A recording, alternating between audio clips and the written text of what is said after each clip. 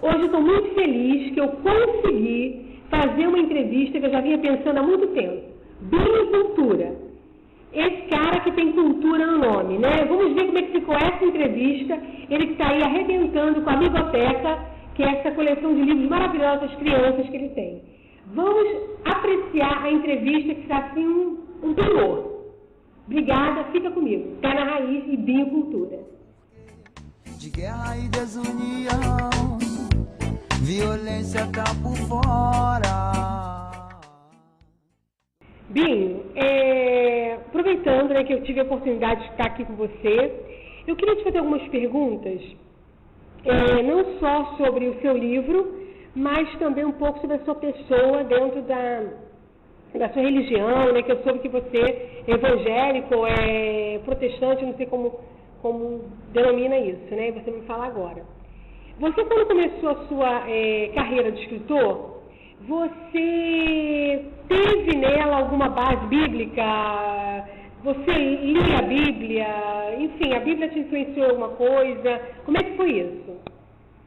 Bom, a Bíblia na verdade foi o meu primeiro livro em casa, porque na minha infância eu só tinha livros no jardim, de onde eu fazia parte. Então, o livro em casa, como meus pais não tinham condições de comprar, eu tinha acesso ao livro, a Bíblia, que é a Palavra de Deus, como eu brinco no meu livro, O Menino que Lia, que eu não entendia quando minha mãe falava que Deus, a Bíblia era a Palavra de Deus e como que Deus era escritor, como que Deus tinha escrito a palavra, aquele livro. Então, para mim, foi a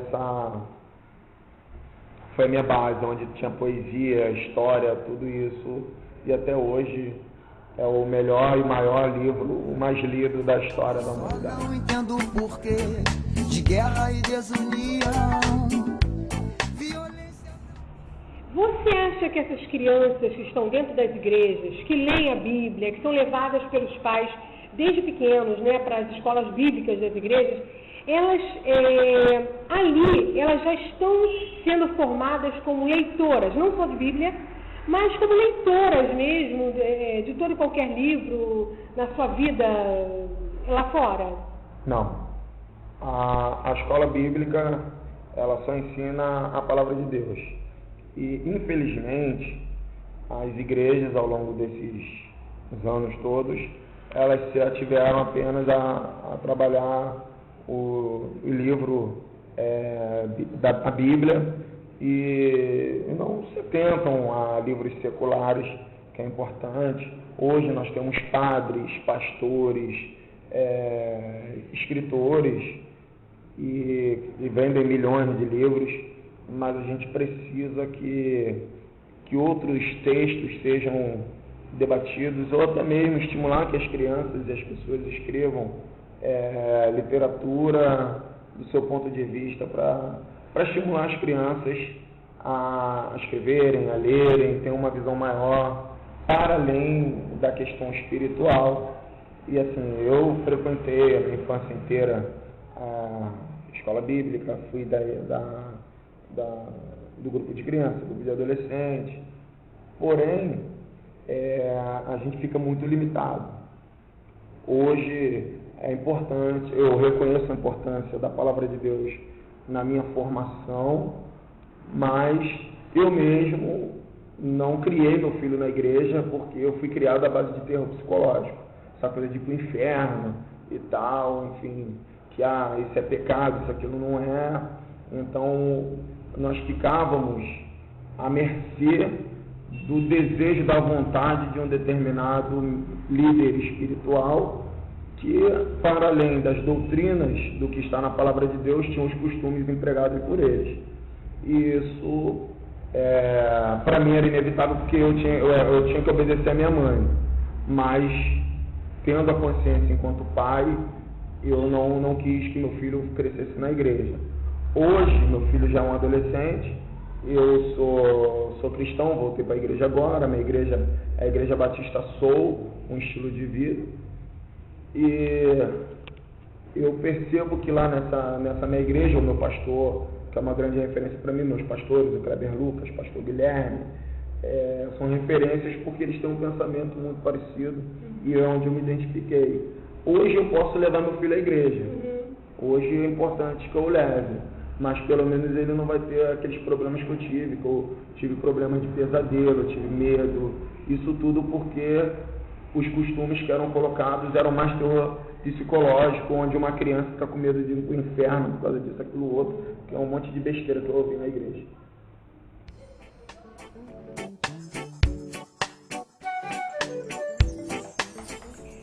Binho, eu não sei se você tem o mesmo ponto de vista que eu, né? Eu acho que a criança da favela, não vou usar nem comunidade, eu vou dizer favela, ela tem um tipo de leitura diferente, direcionada, diferente da criança da Zona Sul, por exemplo, né? Você acha que você vê também essa diferença em termos de formação da criança leitora? A criança da favela tem uma formação de leitura diferente da criança da Zona Sul? Ela lê menos, enfim, como é que você vê essa questão? Bom, o que é óbvio dizer é que os acessos são diferentes. Então, para uma classe média, uma classe média alta e a classe média para baixo, os acessos são diferentes. Então, a criança da favela, ela tem livros nas escolas e a leitura escolar é uma leitura enfadonha, porque ela é obrigatória. Então, muitos educadores, muitos escritores, a gente conversa muito sobre isso, tem muita gente até renomada que concorda que a leitura escolar, ela prejudica muito porque ela é obrigatória e não desenvolve o desejo, o amor pela literatura. Isso é um ponto. Já na Zona Sul, eu conheço muita gente da Zona Sul e uma pessoa que é uma grande referência para mim na literatura, ela falou para mim uma vez, para que eu não me iludisse, que na Zona Sul, embora as oportunidades sejam maiores, não significa que o número de leitores são maiores também. Então, isso é um problema, uma questão cultural. Então, independente de você, é claro, aquela pessoa que acessa uma escola de melhor qualidade, aquela que cresce ali, geralmente, se tem uma estante, minimamente uma estante, com pelo menos 100 livros de acesso, a pessoa está ali, o livro também, e ela tem a opção de querer ler ou não. Dentro da favela, o que salva, muitas das vezes, são as favelas que têm bibliotecas comunitárias, onde as crianças têm acesso, e onde tem a oportunidade de ter mediadores de leitura, que contam histórias, que desburocratizam o acesso ao livro. Isso no Brasil tem crescido muito. As bibliotecas comunitárias têm tornado a libertação de livros também, e isso, com o livro acessível, qualquer pessoa se encanta por ele. O livro ele atrai, ele tem uma beleza, e nós, humanos, somos naturalmente curiosos.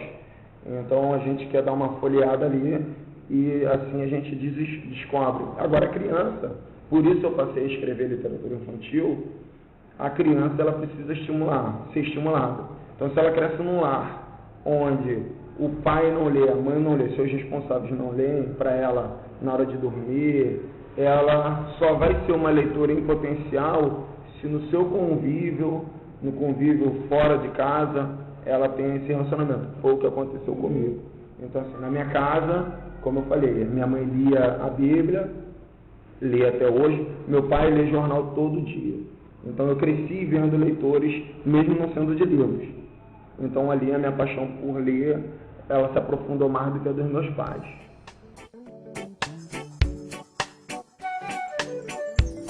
Binho, você escreve para criança, né, literatura infantil.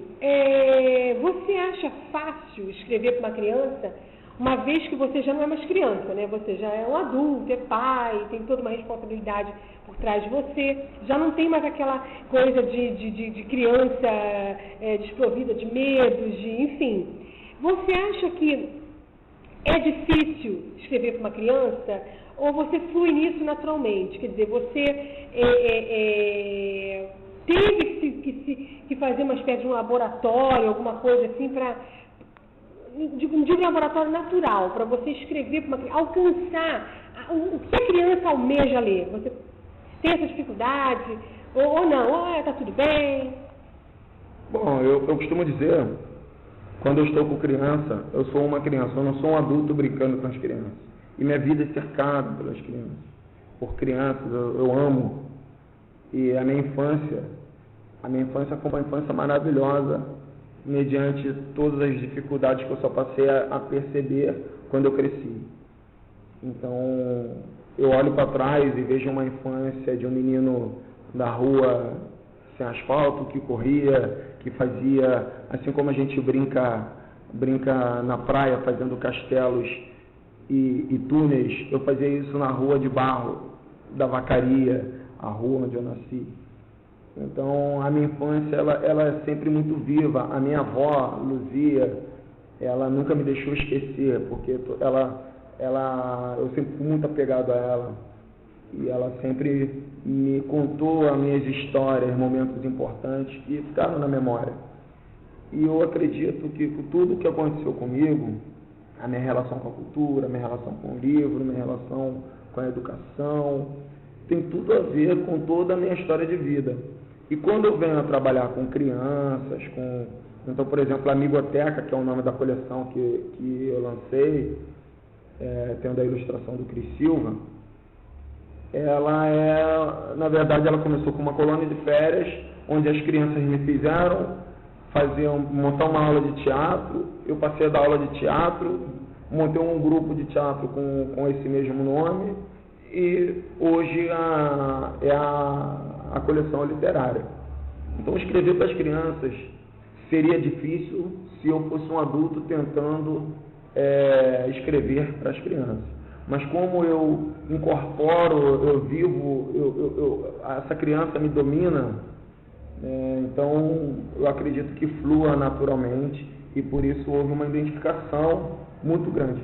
E é interessante que quando eu escrevi esses 3 livros infantis da coleção, eu pude mostrar o texto, contar o texto para as crianças. Então eu fiz uma experiência com elas gostaram. Eu fiz a experiência de mostrar as ilustrações sem o texto, elas gostaram. Mas quando eu mostrei a ilustração com as palavras, elas amaram. Então, e é uma realidade, o interessante é que as crianças se identificam porque elas estão ali comigo e o retorno que elas me dão, o que eu sinto ao escrever, o que eu sinto que elas sentem ao ouvir e verem os livros, eu imagino, isso foi muito certo no lançamento do livro, o impacto que é com as outras crianças que não são tão próximas a mim assim. E isso é o que me alegra bastante, o retorno que eu estou tendo, as crianças se identificando. Está sendo maravilhoso essa experiência de fazer literatura infantil. E agora o meu próximo passo é estimular, eu estou estimulando crianças a escreverem também. Então eu quero que que o adulto continue fazendo só literatura infantil, mas eu acho que de criança para criança vai ser uma experiência bem bacana.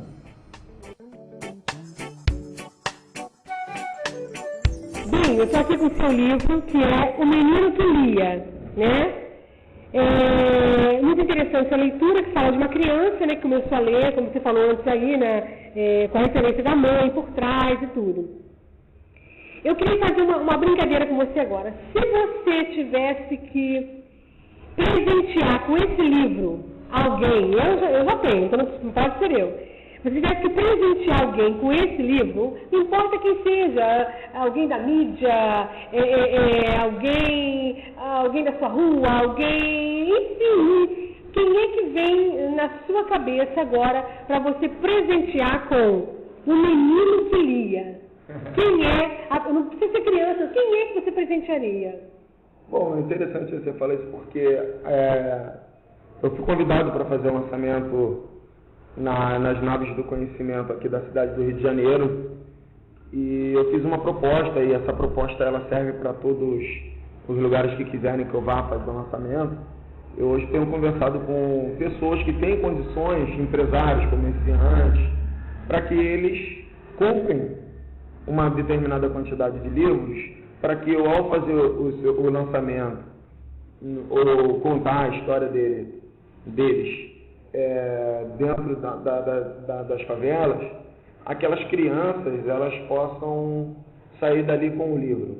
Então o meu objetivo hoje é esse. Então, em vez de presentear com eu contaria com a ajuda de quem está lá assistindo, né, de colaboradores para adquirirem os livros, e esses livros, essas coleções, elas seriam passadas. Então, se a gente tem num projeto de 200 crianças, 300 crianças, a maioria das crianças a gente sabe muito bem que não tem condições de comprar o livro, por mais que ele esteja acessível, porque essa coleção ela deveria, na prática, custar R$50 a R$70, como são 3 livros, eu coloquei para custar apenas R$30. Ou seja, uma média são R$10 por livro. Então, isso é um preço que eu criei mesmo para o livro ser acessível. Então, eu não daria esse livro para uma pessoa. É um livro que essa coleção foi estrategicamente criada para que os pais pudessem, os responsáveis, né, que hoje a gente tem um arranjo familiar diversificado, para que os responsáveis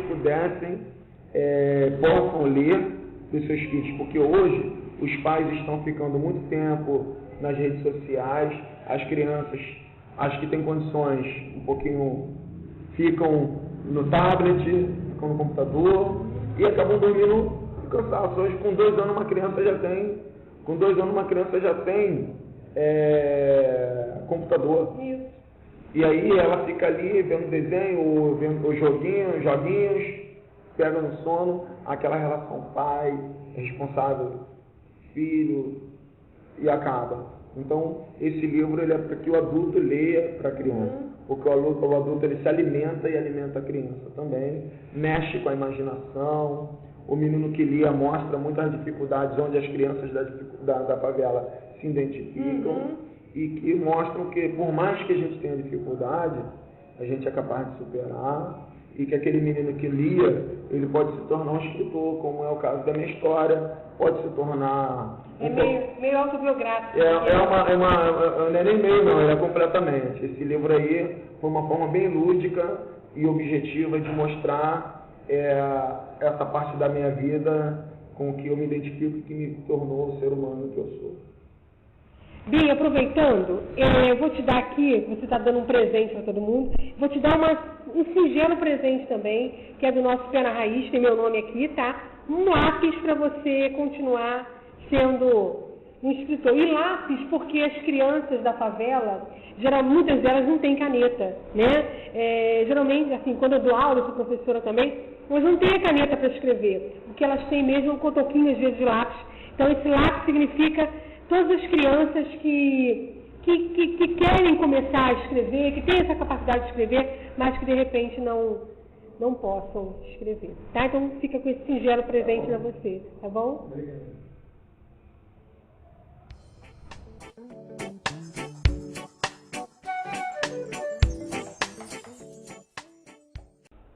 Bom, eu quero agradecer aí essa entrevista, dedicar essa singela história a todas as crianças, todos os responsáveis do nosso país, e que a gente possa estimular a leitura, porque a melhor forma, a porta do conhecimento, o portal, digamos assim, do conhecimento é o livro. E quanto mais a gente lê, mais a gente aprende. Eu costumo dizer que o livro ele é um universo à parte. E quanto mais a gente lê, mais a gente adentra em galáxias que nos fazem viajar pela imaginação afora de outras pessoas. Isso nos alimenta de conhecimento. Então, você que está aí do outro lado, você que teve a paciência de nos assistir, Você pega um livro, leia e doe também. Liberte o livro, dê um livro de presente. Dia das Crianças, dê livro de presente para as crianças. Você vai estar fazendo um grande favor para o adulto que ela vai ser. Graças a Deus, eu sou um cidadão de bem, sou uma pessoa aí hoje que as pessoas respeitam pelo trabalho que eu desenvolvo na cultura. Isso porque, graças a Deus, a educação da minha mãe, a minha fé e a literatura. Então você doe um livro de presente, presenteie com amor, que você vai estar ajudando muito aquele adulto e ele jamais vai esquecer de você. Ok? Um abraço. Eu só não entendo o porquê de guerra e desunião, violência tá por fora.